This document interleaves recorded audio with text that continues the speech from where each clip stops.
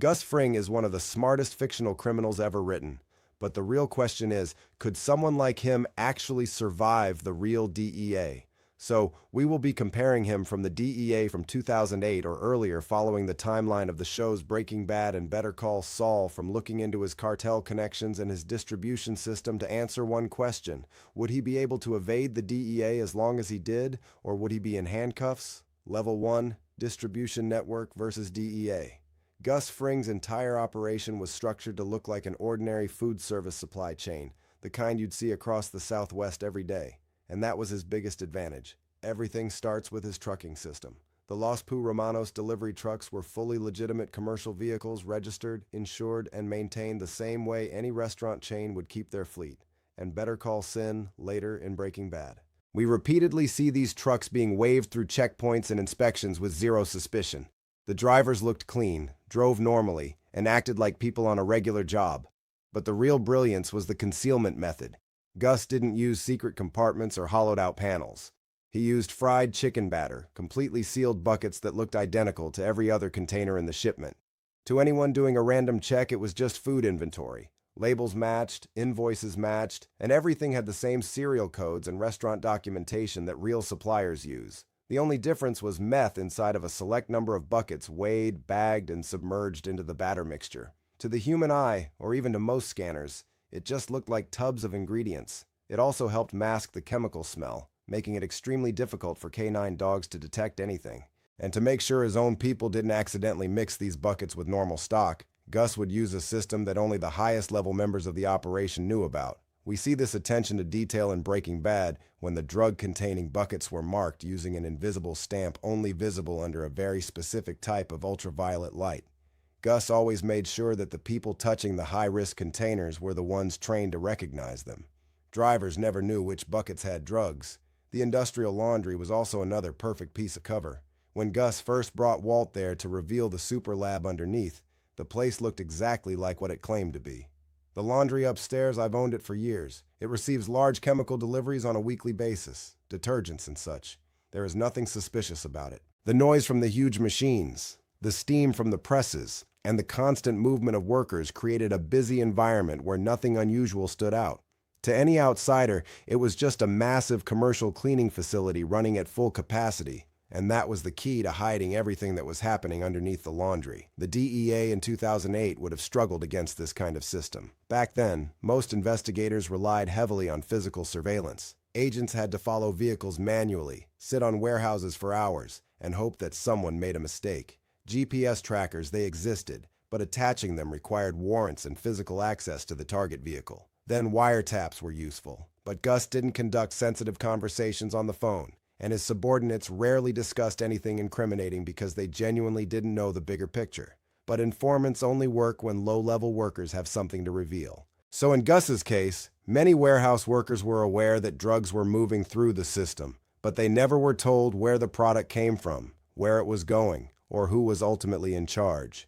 Even seizure-based investigations would have been difficult. The border and federal databases in 2008 weren't fully automated, meaning that a truck flagged once didn't automatically trigger alerts everywhere. Without drones or modern automated tracking tools, following a commercial vehicle for hundreds of miles would have required enormous manpower, but every system still has weak points. Truck drivers have historically been the easiest targets in real drug cases. Even if one driver was stopped under the wrong circumstances, or if one load was seized due to a routine inspection, the DEA could begin putting pressure on the weakest link. Unusual traffic at the laundry or warehouse could also raise suspicion over time, especially if agents documented repeated late-night activity or unexplainable patterns. And so, I'll have to give this one to Gustavo since his network was built to look legitimate from every angle, and the DEA's tools in '08 weren't good enough to find anything through suspicion alone. But even the cleanest distribution system falls apart if someone inside decides to talk, and that's exactly what the DEA relies on the most.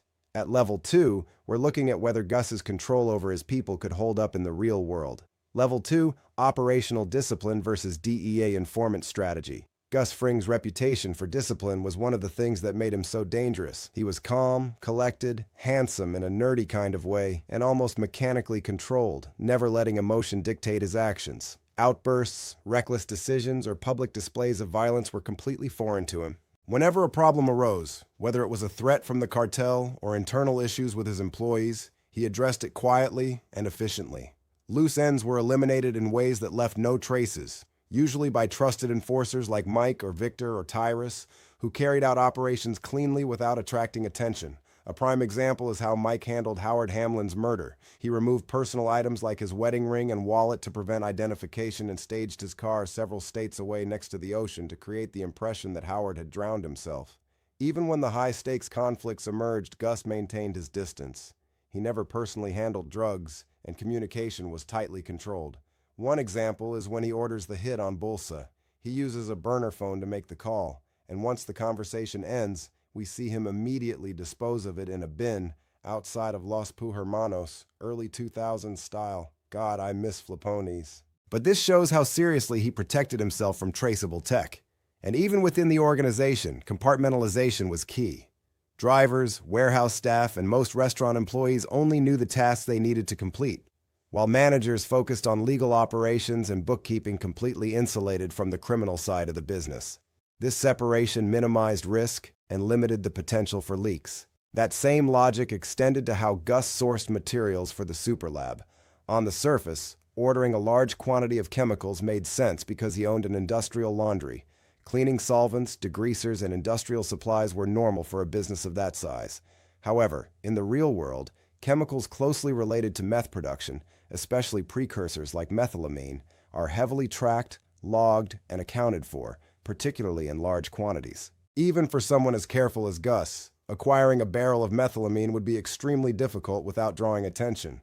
If Gus's chemical orders didn't match what other commercials of similar size were buying, it could raise serious red flags. Regulators, suppliers, investigators could notice unusual purchasing patterns long before the DEA ever saw the lab itself. And how can we forget that highly cartel associates like Hector Salamanca could create unpredictable situations?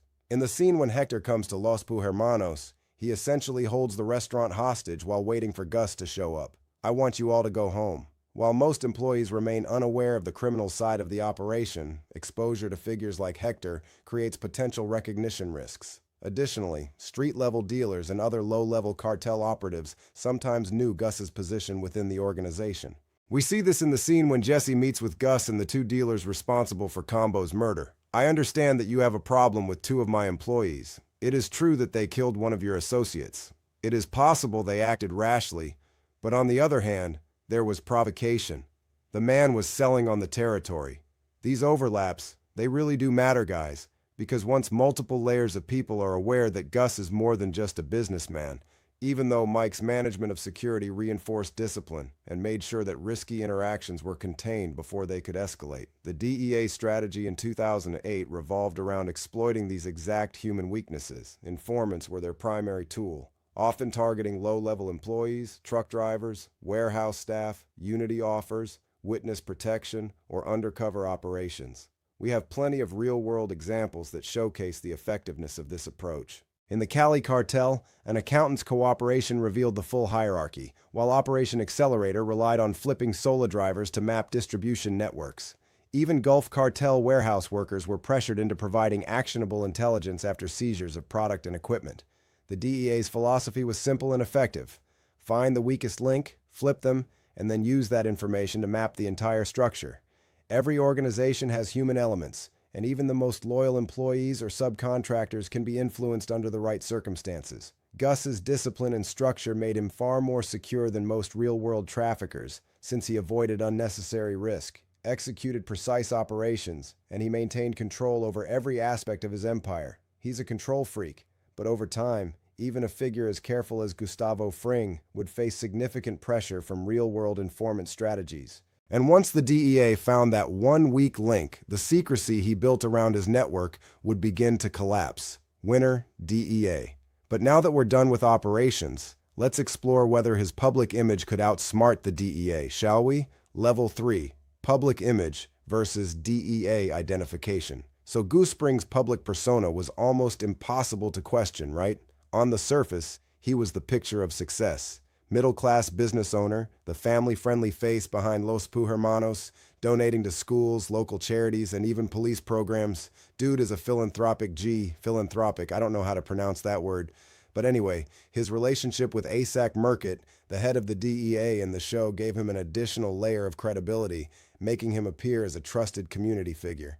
This is shown clearly when Gus shows up at the hospital after Hank is shot and brings yummy, delicious food for the agents present there. On the surface, it looks like a simple gesture of support, reinforcing his image as a kind, thoughtful, and non-threatening member of the community. But Gus's real objective had nothing to do with goodwill.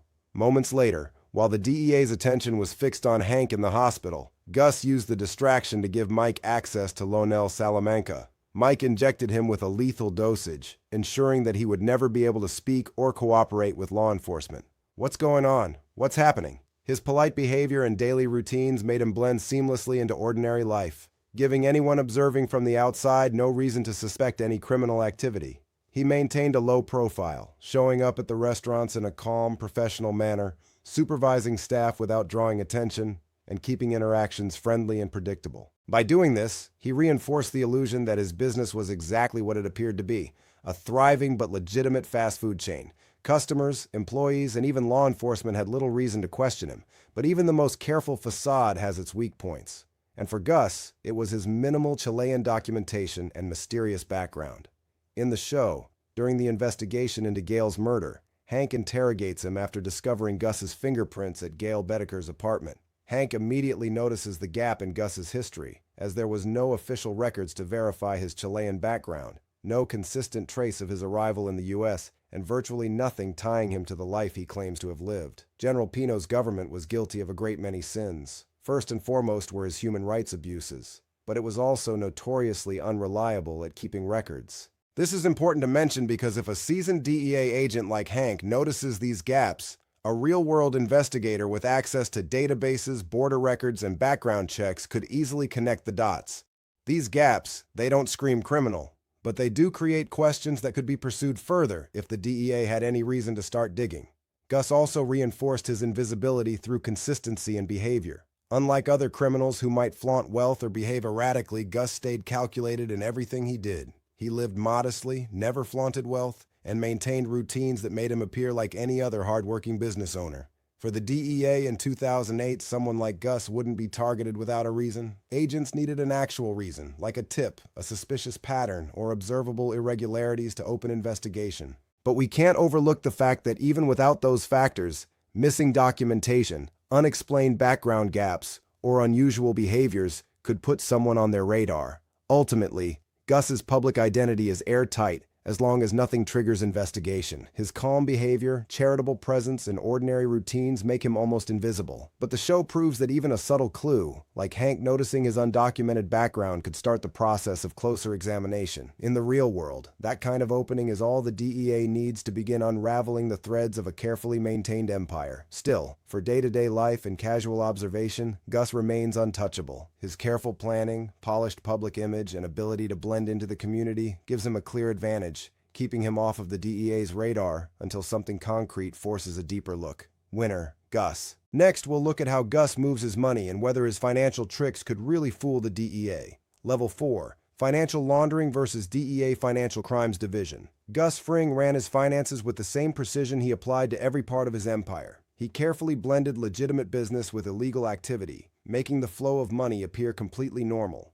At the heart of this strategy were his several legitimate ventures which provided steady cash flow while giving his empire an unshakable layer of credibility. Starting with Los Pu Hermanos, a chain of 14 restaurants spread across the American Southwest, and these locations generated a steady high-volume stream of cash that Gus could use to integrate proceeds from meth sales. I am delighted to report that the last quarter Los Pu Hermanos revenues have increased 8.3%. By reporting this money as daily sales, he made it nearly impossible for law enforcement to separate legal revenue from illegal gains. The same trucks used for money delivery also carried hidden shipments of meth from Mexico to distribution points in the United States. This dual-purpose system created a flow of cash and product that looked entirely ordinary, masking the true scale of his operation. Then another key piece of Gus's financial strategy was Lavanderia Prelante, his industrial laundry. The business's massive scale, constant activity, and high utility usage provided cover for the underground meth lab operating beneath it. Beyond providing a hiding place for the lab itself, the laundry offered another high-volume business through which Gus could circulate illicit funds. Large deposits, utility bills, and staff salaries all had plausible explanations to tie to the legitimate operations, giving the DEA very little reason to suspect wrongdoing. Gus also leveraged Magical Electromotive, the German conglomerate that owned Los Pu Hermanos, to further complicate the money trail. By operating under a multinational corporate umbrella, he could use trade-based methods like misinvoicing and layered transactions to move money internationally without raising a question. In several scenes, including interactions with lovely Lydia Rodart Quayle, we see the careful attention to shipping and supply logistics, illustrating how financial operations were intertwined with everyday business activity. But in Better Call Saul, we get a glimpse of just how fragile this layer actually was. Peter Sheeler, the magical executive overseeing Gus's operations, openly complains that millions have already been spent covering tracks and that he is dangerously close to being exposed. He's concerned about the money. Concerned $4,800,000. It's a miracle I haven't been caught. Last year, the auditors came this close. Now let's step back for a second and look at his life as a whole. This was a man who arrived in the United States with no visible past or public history. Yet, within a few years, he owned a rapidly expanding restaurant chain, an industrial laundry facility, a trucking fleet, and multiple warehouses. On the outside, it looked like the story of a hard-working immigrant who built an empire from nothing. But in the real world, that's the kind of rise that makes financial investigators ask questions, because when someone's wealth appears out of nowhere and grows that fast, it creates suspicion before anyone even looks at the books. And Gustavo understood that risk. That's why his businesses were engineered to look perfect. But despite the layers of sophistication, the DEA and Arrow 8 had tools to detect irregular financial activity, though it required patience and cooperation across agencies. The Bank Secrecy Act forces banks to report any deposit over $10,000. They also report repeated structured deposits when someone tries to stay under $10,000 limit by breaking up money into smaller chunks. If a restaurant suddenly reports a spike in revenue that doesn't match customer traffic, supply orders, payroll, or utilities, the system flags it. That's how real cartel cases get exposed. Investigators compare fuel usage of delivery trucks with the number of deliveries reported. They compare supply orders with actual customer turnout. In money laundering cases, if a business claims it made $5 million in a year, but the amount of chicken they bought could only realistically support $3 million in sales, investigators know something is off. For someone like the Chicken Man, this meant that although his businesses and corporate structure could hide drug money for years, over time, patterns would raise questions. Excessive cash flow, unexpected supply usage, and utility consumption that didn't match reported operations would eventually trigger investigations, especially when combined with cross-agency data analyses. The DEA could track these trends, compare them to legitimate benchmarks, and identify discrepancies that point to illicit activity. Ultimately, Gus's financial system gives him years of invisibility, but it isn't perfect. But folks, the real test is how well Gus can stay ahead when the DEA uses tech, data, and procedure instead of just bank records. And this brings us to our next level, Level 5, Intelligence and Foresight versus DEA. Gus Fring's greatest advantage was his ability to think far ahead. He planned years into the future while staying calm in the moment. And this mix of long-term strategy and instant adaptability is what kept him ahead of everyone chasing him. One of the clearest examples of this was when P-Fig figured out that Nacho swapped Hector's pills. Most people in Gus's position would have killed Nacho immediately. Instead, Gus saw the situation as an opportunity. And from that moment forward, he used him as a source of information, keeping him alive because his access to the Salamancas made him more useful as an informant than as a corpse. I know what you've done. The Salamancas, they do not. Do you understand what I'm saying? From now on, you are mine. This kind of galaxy brain thinking showed up again with the way he handled the cousins. They were the cartel's most feared hitman, and Gus understood that their loyalty made them both useful and predictable. First, he pointed them towards a rival gang, letting them wipe out an entire group of dealers so he could expand his territory without risking any of his own people. Get some rest. You have more to do. And when they eventually became a threat to his operation, he redirected their anger. Instead of letting them go after Walt, he quietly turned them towards Hank. We are coming to kill you. We're approaching your car. You have 1 minute. You see, Gus didn't care about the outcome. If Hank died, the DEA would treat it as cartel retaliation. If Hank survived, the cartel would lose 2 elite enforcers. Either way, Gus benefited. His most extreme display of foresight, though, was the way he wiped out the cartel. He pretended to respect Don Elidio for years, giving gifts, building trust, and acting like a loyal partner. I am satisfied with the current arrangement, but in reality, he was playing 40 chess, planning a complete takeover. When the moment finally came, he brought a poisoned bottle of tequila to the meeting at Eladio's place. He took the first to drink to show it was safe, waited for everyone else to join in, and then stepped away to vomit the poison out before it could kill him. Meanwhile, Don Adio and the rest of the top cartel members kept drinking. One by one, they collapsed around the pool and died, leaving Gus in full control with no one left to challenge him. On top of that, Gus avoided traceable communications in a time when the DEA depended on relatively primitive technology.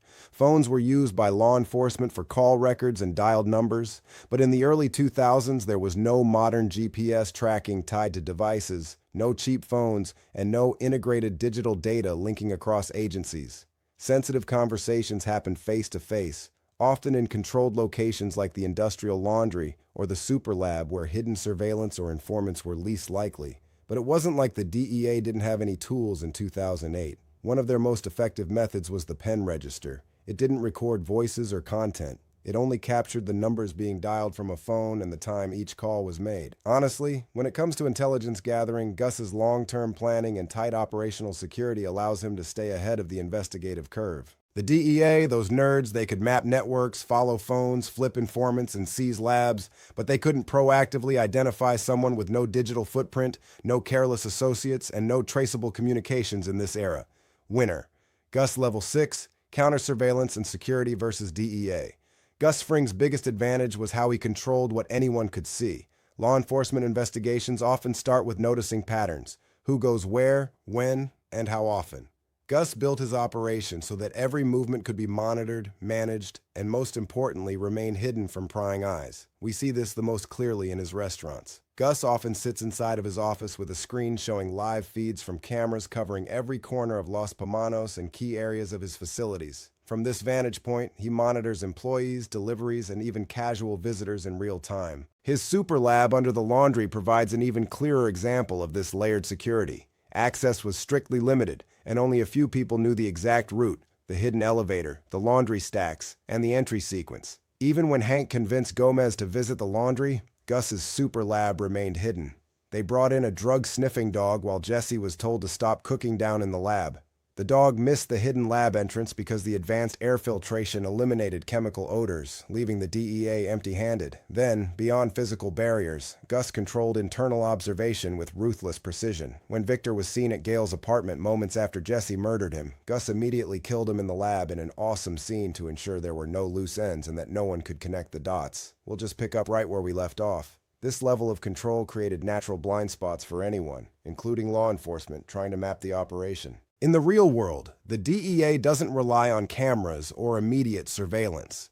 While Gus could watch his employees in real time, federal investigations work over a longer period, tracking suspects through phone records, bank transactions, utility bills, and travel patterns.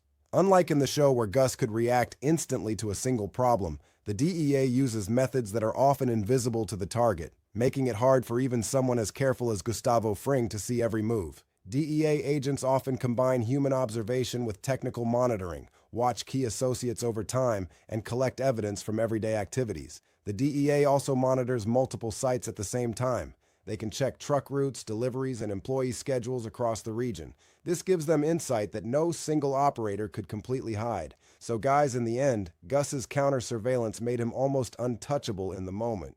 But real-world DEA methods work over time. Winner, DEA over time. When we look at real-life figures like Joaquin, El Chapo Guzman, or Pablo Escobar, a clear pattern emerges. No matter how tight their networks or how strictly they ran their operations, law enforcement eventually brought them down using informants, surveillance, and careful pattern tracking. Gussing might be smarter than these cartel leaders, but he would still struggle under the sustained pressure of the full DEA. Now, folks, let me tell you, this is just what I think. If you think Gus could actually outsmart the DEA and keep running his empire while selling his yummy, delicious chicken, drop a comment down below. And if you enjoyed this video, check out our other video on smartest characters in Breaking Bad. Thanks for watching, have a good one, and bye-bye.